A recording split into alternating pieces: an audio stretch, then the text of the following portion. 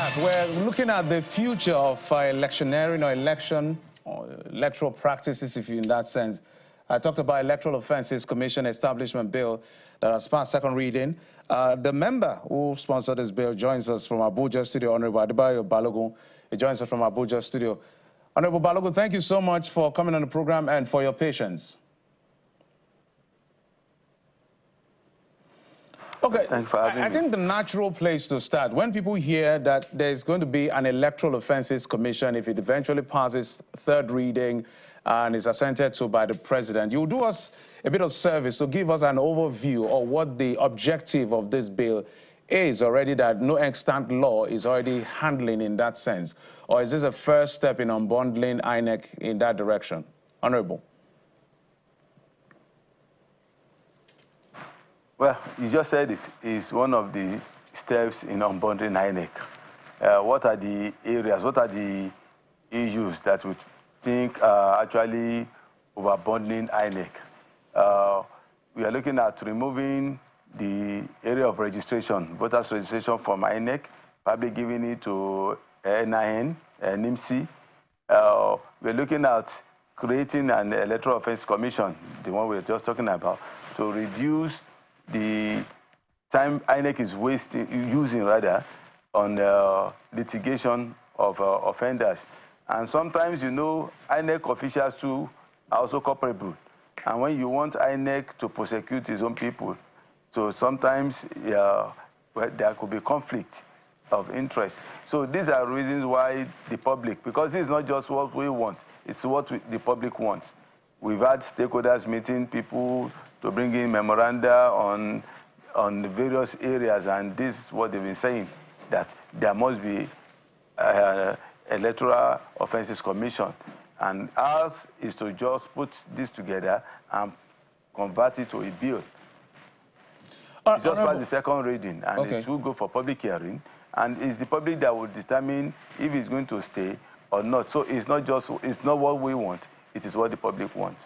Honorable, that's why we are starting this public hearing today already. So this is our first public hearing, Honorable. So let's highlight what are some of the provisions of the bill that we should actually look at. I've seen some excerpts, but I just don't want to call so I don't call the wrong thing. What are specific excerpts that we should take note of? Because at the end of the day, if this bill does not actualize or get to a point where both the big boys who are involved in malpractice and the small ones who are always being caught are not brought, the rule of law doesn't follow through with both of them, then it's going to be antithetical in that sense. So are there provisions that are specifically helping us to track some of the big boys in the polity who may be involved in some of these practices? The only thing we are just doing is to remove this function from INEC. It has been there before. INEC prosecutes offenders. The police prosecute offenders. There are various agencies that will prosecute offenders. If you are carrying large sum of money, EFCC can prosecute you. If you are found probably influencing election, the police can prosecute you. INEC can prosecute you. But what we are just saying now, let there be a body to now handle all these issues and remove it from INEC. Because most of the times, it gets to a stage where INEC find it difficult to pursue some of these cases. And after the election, we just find out that everything just die away. And like I said, it's about the public. We don't initiate the laws. Most of the laws come to the public. Ours is to represent you, convert into a bill, and you are going to be the one that will decide if it's actually worth the while or not. Okay, I get that. My committee went on various retreats, and yes. So the issue is there's nothing new in the bill. We are removing it from the Electoral Act and make it in a standalone. So all the offenses in the Electoral Act are there. It's just being removed from the Electoral Act and make it a standalone that is not longer going to be the function of INEC to do. There's going to be a body on its own that is going to handle electoral offenses. Yeah, so that's just what this bill is about. Yeah, it's unbundling INEC.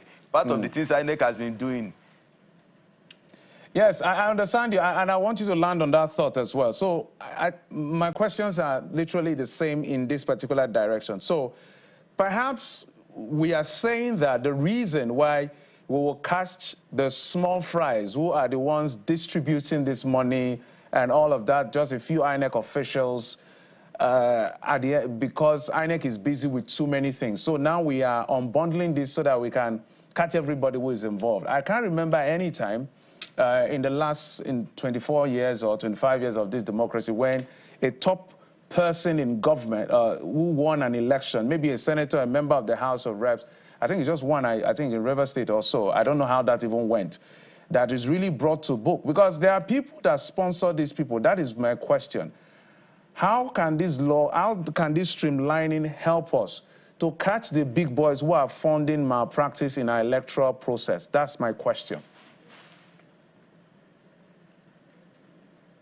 You see, you think we can legislate everything. The process, there are some part of these laws that we cannot, our activities that we cannot legislate. If you talk about catching someone, number one, someone must report. Someone must report the activities.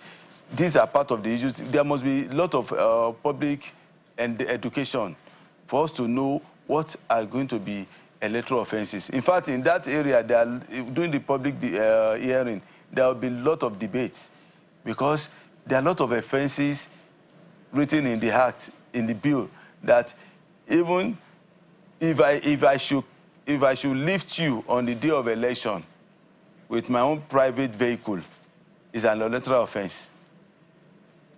So there are so many provisions of the law that has been taken care. Like I said, all these things are not new. At least you are aware of what happened in Ogun State. One of the gubernatorial candidates was arrested and prosecuted for distributing recharge card on the day of election. This is because someone reported. That's why it was able to be prosecuted. So in ensuring that you catch people, is going to be see something, say something. Those are the area of education that has to go in place. But in terms of the laws have been perfect in terms of prosecuting offenders. But what we are saying now is, okay, we are not going to let this be a body to INEC again. Let it stand alone. But there should be a lot of education in addressing our people to let people know that these are the offenses. Because most of these things can be in the books, but our people are aware of them. It is our responsibility now, this time around, under this 10th Assembly, the mandate of Mr. Speaker, Right Honorable Tajuddin Abbas, is to ensure that we give the Electoral Act that is going to ensure fairness and inclusive electoral process. So the process is not just about the law now, it's about us ensuring that everything written in the law is at least practiced to the letter. So what we need more is about public education. But like I said, ours is to go along with the public. What do you want? We want Electoral Offences Commission. We are going to go to the public hearing.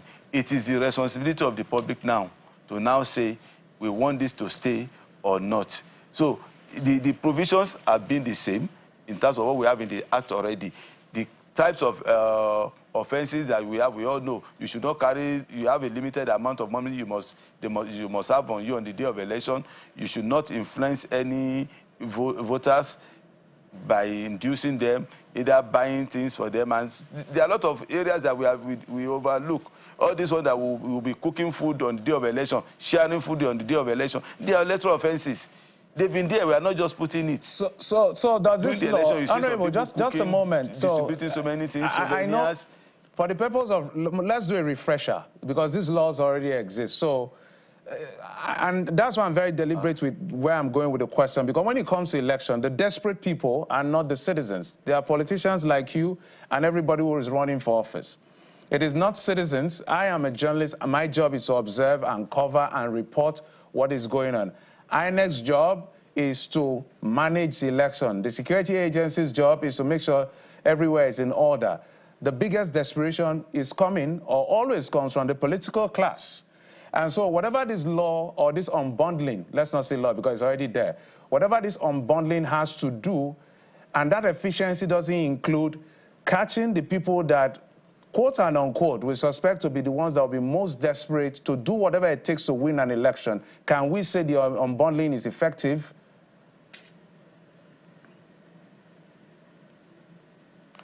You see, on the day of election, I, as a politician or a contestant on that day, will be in my unit. And you forget one thing, when it comes to election, many people have many reasons for even supporting a candidate. Because some people, their businesses, their survival or whatever, they might feel depends on a particular person winning. And so on their own, they want to prove that I am in charge of this constituency or in charge of this booth. So the issue is like, by the time everybody knows that whatever you do, you are on your own. So it's for us, like I said, it's more about voters' education now. It is, if I that I'm contesting, I'm in my booth, and I'm doing what I could in terms of the services I give to my community to ensure that I have followers. And you sit somewhere and you think the only way you can help me is to go around sharing money on the day of election. Then it's going to be your offense. Because the law says the person caught doing so exercise. So unless you feel you can prove that so person sent you and this approves, so there must be vicarious liability established to say that. But you know, the journalists, you know, you have your way of always attacking the politicians. Yeah, it's the politician that did this, that did that. But you know that everybody have their own reason within their own constituencies. If, for example, under my constituency, I have local government, I have wards. Within those wards, there are people who want to contest as councillors. So that person on his own has the reason where he wants to ensure that a party wins within his own constituency, the smaller constituency. So will you now say that whatever a councillor does was initiated by maybe the chairman or House of Assembly or House of Rep member? But let's leave whoever you assume is causing it. The issue is you should not do this. Let the person who is doing it know that it is an offense. You see, like I said, when I even went through myself, because during the last dispensation, I was not part of the Committee on Electoral Matters. But now that I'm the chairman of the Committee on Electoral Matters, and I went through the Electoral Act and the offenses. In fact, carrying someone on that day is an offense. Sharing food on that day is an offense. There are so many offenses we don't even know. And if people don't even know, then how do you even tell them that it's wrong? You catch some people doing some things and they'll tell you, yes, it's normal. So there's going to be a lot of education this time around. That's why this time around it's going to be a different ball game. Honorable. Our people are ignorant of so many things. You saw during the last election, people were even killing cows, doing barbecue at the polling booths, sharing drinks at the polling booths. Well, I don't know, Honorable, I don't know how that... So those are areas, that's why I said... Yes, Honorable, I don't know how that is a very confusing and controversial part, because some people are sharing not because they want to influence you. Sometimes you stay in that area for hours, God knows how long those hours are. I just want to entertain yourselves. So, you buy your drinks and all of that. But you are saying it's an offense. It's about the law. Yes, just hold on. So it's about you... What I'm saying is that journalists are not... I think politicians like you and the rest need to get this one, maybe just get it straight. Journalists are not against politicians. Our job is to hold you to account. You're a human being. You have exposure to our resources, our commonwealth. And it is only human for some people to want to pilfer into these resources. Our job is to beam that satellite on you and everybody who is involved in that practice. So if that is being enemy of the politicians, that's unfortunate. We're just doing our job. I just need to put that disclaimer on behalf of myself and my colleagues. We're just checking the system. But moving forward, since you're the chairman of that committee, let's talk about one other part that is not part of these electoral offenses. Appointment of INEC chairman and all the commission. It has been a thorny, very difficult issue for a long time. Justice Uwais has made some recommendation. Now you're in charge of that committee, and you're a lawmaker generally at the end of the day. Don't you think it's time for us to zoom into that as well? Because the president, by December this year, is it before December? Because Professor Mahmoud will be leaving office in December also, is going to appoint him, appoint another person. Isn't it time for us to look at that critically, to build confidence in the people across party lines, that no one person can just decide and appoint anybody, and we have to live with it whether we like it or not? It's not just one person. The president recommends names to the National Assembly that are representing 109 senatorial districts in the country. And these are the people representing every one of us. It cut across all parties. So when the names are presented to the National Assembly, it is the responsibility of the National Assembly to scrutinize these names. And if they are found wanting, the names will be rejected. And you've seen that happening several times. And the president might have no choice than to replace such nominees. So, but there is no way. Let me actually, if I tell you today, give us a formula or a process that you think we can use before we leave this station. If you leave your lines open, 1,001 people will criticize whichever way you decide. Some people say we should leave it to NJC. Honorable, but Justice Uwais, I think, has made that proposal in his report. We already have one recommendation by that Uwais report. Justice Uwais is just a person. Excuse me. It's a committee. It's not Uwais. It's a committee that made a recommendation. He just chaired the committee. Yes, I know. It's commission. Yes, they are all part. We've had several other committees.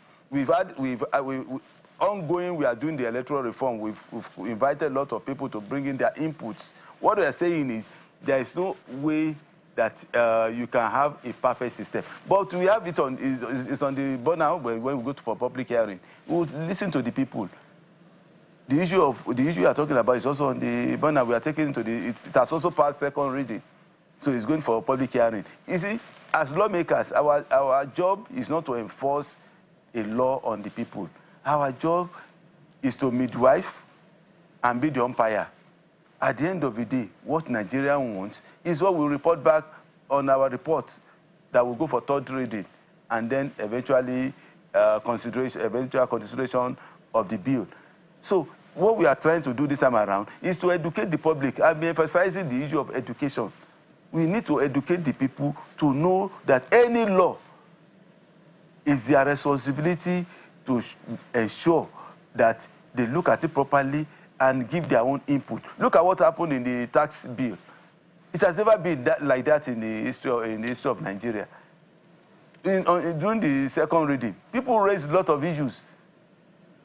And we have to go and refine, redefine. Even we started public hearing before the public hearing. And at the end of the day, it passed. After going for public hearing, there were also some other amendments. So that's what we are saying. Electoral Offences Commission bill is just a bill. It's Nigeria that will say we want it or we don't want it. It's not my own initiative. It's the outcome of discussion with the people. Look, there are some people who believe, like you rightly said, do we need another agency? Do we need another commission? Yes, that's a question. But what are the problems that we have even now in prosecuting offenders? What are the problems? One major problem is after every election, all the people that complain, all the arrests that were made, you don't find the police officers who are supposed to come and give evidences to come back. Probably the person was posted from Kaduna to Lagos during the election and has been taken back to Kaduna. And when prosecution starts, how do you ensure that such a person will be able to come back every time and give evidences? So these are other issues. It's not just about removing it as a body. There are other issues. But like I said, we are the umpires. In the process of making law is that we go through this process. There must be first reading, second reading, go for public hearing. The public will say we want it or we don't want it. I can't say we must have it. All right, Honorable. You know, this is, I consider this an ongoing conversation. The issue around whether it's necessary or not, the issue around efficiency and effectiveness, the issue around whether it can catch, for me, the big boys, some of who sponsor these things, not just the small fries, all of that, I think is going to be part of the conversation at a public hearing. You have fixated. You see, one major issue is that you also fixated. You are expecting some politicians to be caught. Yes, I do. Yes, Honorable, I'm going to admit that. I expect big politicians to be caught. Yes. No, I'm not shying away. Every Nigerian wants a big politician to be caught. You see, on the day of election, let me tell you something. There are no two ways about it. We would like them to be caught. Politician is doing well. It will build confidence in the system. And some people, no, wait, what I'm saying is, hello, let's, you see, we shouldn't be fixated. You see, the issue is, let's have a system. Let's have the laws. Let people be educated.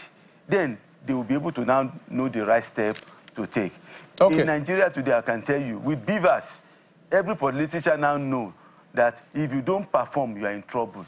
The fear of beavers is the beginning of wisdom. All right, I think that's a good place. That's a fine place to anchor. This is no longer the time where you can do this. Just land on your thought. 10 seconds. Land on that thought. 10 seconds. Okay. Oh, yes, that's I said. The fear of the beavers is the beginning of wisdom. So everybody now knows that if you don't perform, you cannot expect the people to vote for you. And there's no way you can influence vote anyhow nowadays. All right. Thank you, Honorable. Thank you so much for coming on the program. As you said, we're going to go for the public hearing and hear all of this. Honorable Adebayo Balogun, a member, a member of the House of Representatives. Before you go, let me give we're totally out of time. We're totally out of time. Hello? Yes, we're totally out of time. I want you, yes, just 1 minute, just 10 seconds. Yes. I want you to, yes, 1 second. Please, help us educate the people. Whenever public hearing is going on, please help us tell people to always attend and come up with position. That is the only way we can have very effective laws. They are all listening. They are all listening. Everybody's interest is the same, to make Nigeria a better place. Thank you, Honorable Adebayo Balogun, member of the House of Reps. Thank you, sir, for coming on the program. Thank you for having me.